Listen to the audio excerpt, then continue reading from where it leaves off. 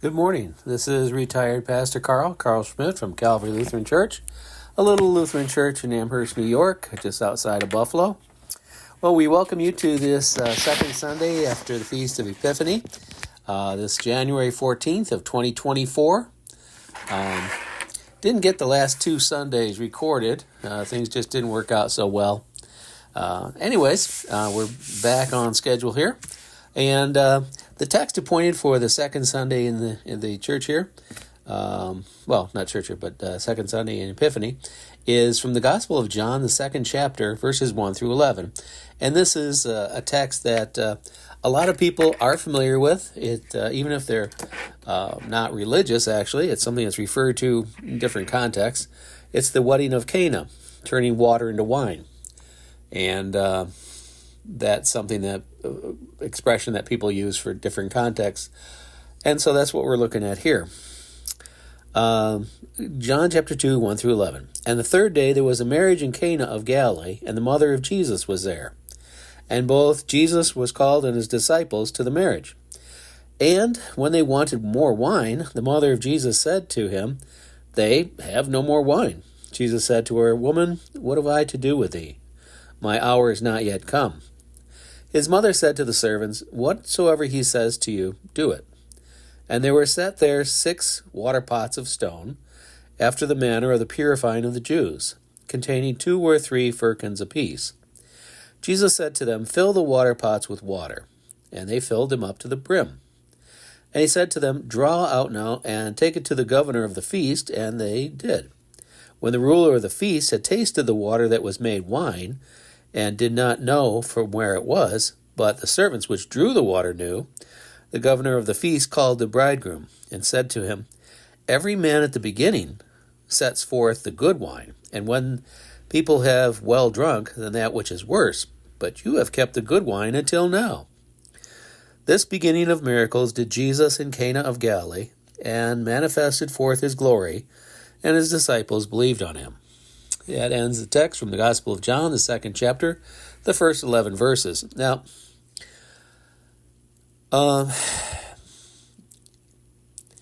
the whole idea of a miracle, we could go into that. I wouldn't even know where to start. One could look at the simple chemistry of it all, and that would again make no sense, just for the simple reason that water doesn't contain carbon, but wine does, as well as other elements and compounds by huge number, and they're not principally in water. We could talk about the fact that the text calls this the first sign, semeion, that Jesus did. Yeah, we could go into that. But what I find more interesting is at the end of this, verse 11. This beginning of miracles did Jesus in Cana of Galilee, and manifested forth his glory. That little bit. Because it's one thing to do something rather spectacular, but until it's given meaning, it is just that. Fancy parlor trick. Now, I'm not saying this was a trick the way we describe tricks, when I'm watching my grandson and, you put a little donut in the palm of your hand, then you close your fingers and then just quickly switch it to the other hand, then you open your hand and then the little 2-year-old looks at it and goes, "Oh, gone." Well, that's just a silly little trick that I don't think it actually even convinces him that the little donut was gone. But yeah, if you have power to do things and can make things happen that are rather spectacular or out of the ordinary, okay, that's on the rating of parlor trick. If you have that power and use that power with someone who's doesn't understand it or have that ability, just like my 2-year-old or soon-to-be 2-year-old grandson. I'm sure he doesn't understand how people use trickery to deceive others, like with little tricks, magic shows. But Jesus, as compared to us, kind of the same thing, isn't it? We don't understand how he does what he does, and I'm pretty sure if we had the explanation, we wouldn't understand it. Part of the trick, really. I mean, especially when you have someone of more advanced deceiving or tricking someone who's less advanced. All right. So I don't really put much stock in that part of this whole thing. Yeah, it got their attention, that's for sure. But that's not the point of this. The point of this, the meaning of this, is given to us and explained to us in the text. Otherwise, it's not all that good a thing, is it? If you can go to a wedding and turn water into wine, well, there's a lot of starving people in this world. Wouldn't you just go to where they are and turn stone into bread for them? Or better yet, turn it into steak or whatever, you like to eat? I mean, to do that just at a wedding without really even telling the people you're going to do that, and who are facing just massive disappointment after, you see, Jewish weddings went on, a poor man's wedding went on for several days, a week maybe. Someone with medium income went on for 2 weeks, and wealthier 3 weeks to longer.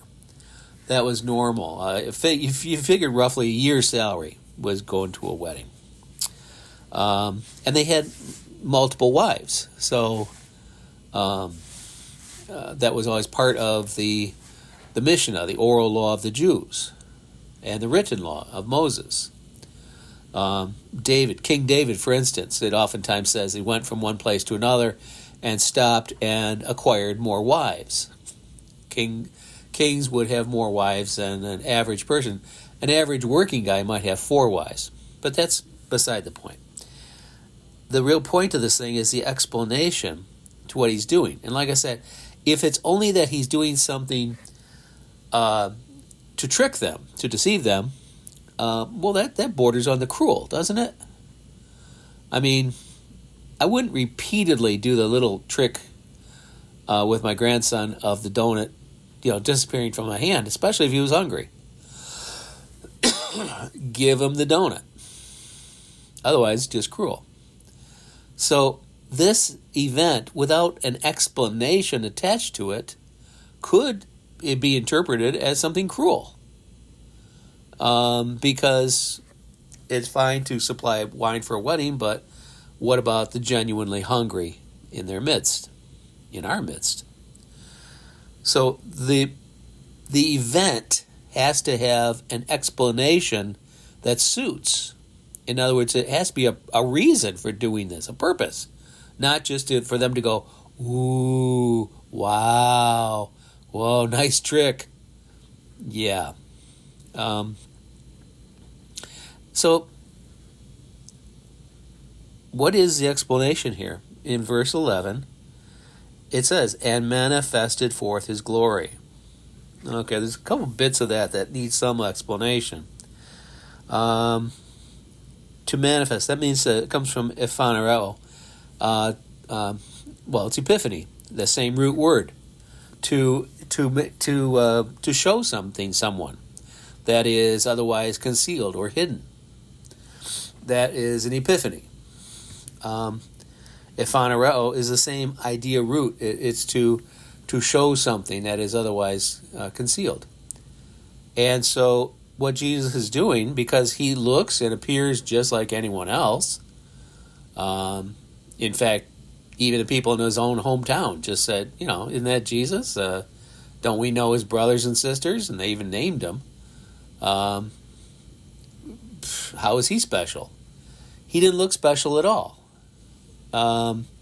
In fact, he looked the opposite. He looked ordinary. And so this is one way that he chose to demonstrate or to reveal more about himself. The word doxa, the word is to manifest forth his glory, is what the King James says here. Glory. Um, if you ask someone, what's something that's glorious? And they might go, I don't know, crown jewels of England, a golden toilet. You stretch for words because we don't deal with glorious. It's not part of our modern world. We have computers, we have science, we have math.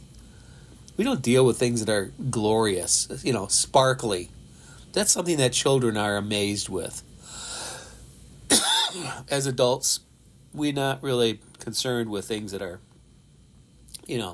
shiny, sparkly, glorious. Well, take that back. When I was a kid, we visited England, and we visited one of the royal residences where they kept horses in the carriages. And I'll tell you what, those horses lived in better settings than most people. Those stables were laid out, parts of them with gold plating. It was about as fancy, and the carriages were similarly decked out with gold plating. Not everywhere, of course. You still got to muck out a stable. It's a horse, after all. But nonetheless, golden and fancy. So adults too. All that royal nonsense. Well, that's not what this word means. Glory, not in the text, not in Greek. Doxa, glory, has the idea of a notion, an opinion, an expectation. So when Jesus showed or revealed to them more about himself, it was so that they would form an opinion, an understanding, to acquire an expectation that this Jesus, this person who is from apparently humble beginnings, nothing special, but he works in his dad's carpentry shop, Joseph of Nazareth. Nothing special there. He would have been carting around tables and chairs for the local residents and, selling whatever he and his dad and brothers made. That's what a carpenter does, right? Well, so for them to change their opinion based on what they observed, what he showed them, is the purpose for this. So he wasn't doing this to make wine for the wedding. That wasn't the fundamental purpose, which is why when Mary, his mother, approached him, he said, look, is this something you're, what are you doing, Ma? This is not your place. And he was right about that. But he used it as an opportunity for two things. One, to help out his mom. That seemed appropriate. And secondly, was to demonstrate, to reveal to the people more about him. That they would have an expectation that he was different. Because people, human beings, don't, with just a word, turn water into wine. Otherwise, beer and wine stores would pretty much go out of business. So the purpose was not to simply provide wine for a wedding. The purpose then was to reveal about Jesus something of his difference to us. And that is the important bit, because Jesus is two things, same and different. Same. He's born of Mary. He has a visible earthly father, but actually it's God that is his father. But Mary is his mother. He's the Theotokos, the God born. And in the sense that he's human, he is identical to us. He's the same. Except that he's not encumbered with the guilt and fault that we all share equally. It's not something you do. It's something we are. And that's something I can't quite explain. People sum it up with the word sin. I don't. Because I don't know what sin is. I've been doing this, I retired after 35 years, and I've been doing it going on 4 years since as an emeritus pastor. It just means fancy words for retired. And basically doing the same thing I always doing, now just doing it for less, like free.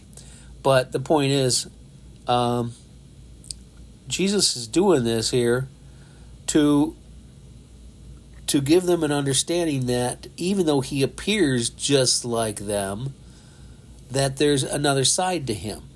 And this is that he's the Son of God as well as the Son of Man. And what difference does this make? All the difference in the world. Where we are trapped in this condition of our nature, that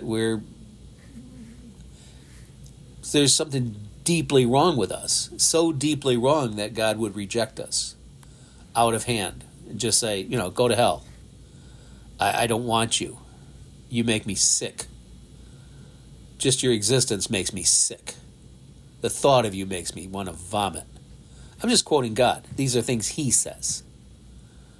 And so if that were the state of things, then it's all a waste of time. Religion would be a complete waste of time. Then eat, drink, and be merry, for tomorrow we die. That would be my philosophy. And anyone else with a brain. Because if the whole bloody thing is pointless, then you'd be a fool to not be a hedonist. Even St. Paul says the same thing. But Jesus is the Son of God for a purpose, in that he was sent to a purpose to reconcile the world to his Father. Now, again, just like I don't understand the malady, sin, even less do I understand this. How is it that God sending his Son to be born into the world as true human being and still be true God, how does that, and then taking him to the cross to die on the cross, how does that remedy our malady? How does that remedy this thing called sin, which isn't what we do? Sin is an offense that exists on his side of the equation, not ours. He's offended in us. I mean, you could do all the nicest things in the world and be the most pleasant person. You could be nauseatingly nice. It'd make no difference at all. He'd still hate you. And that's the thing. He looked at human race and humankind, and he said there's not one that's righteous, not a single one. That's his estimation, not mine. And so for Jesus to come like this, to be sent by his Father to us for the purpose of bringing the world to himself, means that he has, on his end of the equation, changed his mind about us. And how exactly he did that? Well, it had something to do with this Jesus.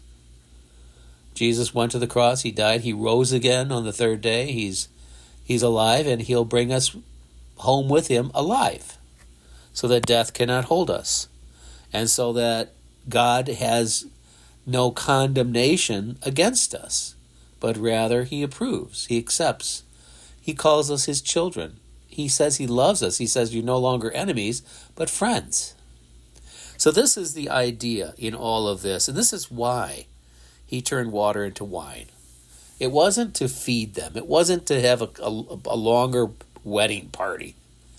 The point of the whole thing was for us to have a different opinion and to develop an expectation from the hand of God as the Father sends his Son to draw us, to bring us to himself. And how does this happen? Well, we're simply convinced. People call this faith because it comes from the Greek pistoeo, which has its root, patho, to be convinced. To believe is a root of to be convinced of what? That God loves you. That's all faith is. To be convinced that God loves you. And he's the one who does the convincing. Because we'd look around at the world and go, no, God hates us. He hates everyone. Look at the hellish mess this world is in. Politicians who lie, cheat, steal. We have countries attacking other countries. World leaders who are nothing but greedy snakes. And this is the world that we've always lived in. This is nothing new. I mean, the generation before us, it was Hitler. And before that, it was other idiots. There's always idiots out there. It's the world. So if you look at that and go, well, if there's a God, he must hate us all. Faith is to believe the to be convinced of the opposite. Peitho. To be convinced that instead of death, God intends life. Instead of hating me, he loves me. And he intends for me the best, not the worst. Okay, well, this has been retired Pastor Karl Schmidt from Little Lutheran Church, Calvary. I'm just filling in as emeritus in the meantime, after I retired. And hope you have a good day. All right, take care.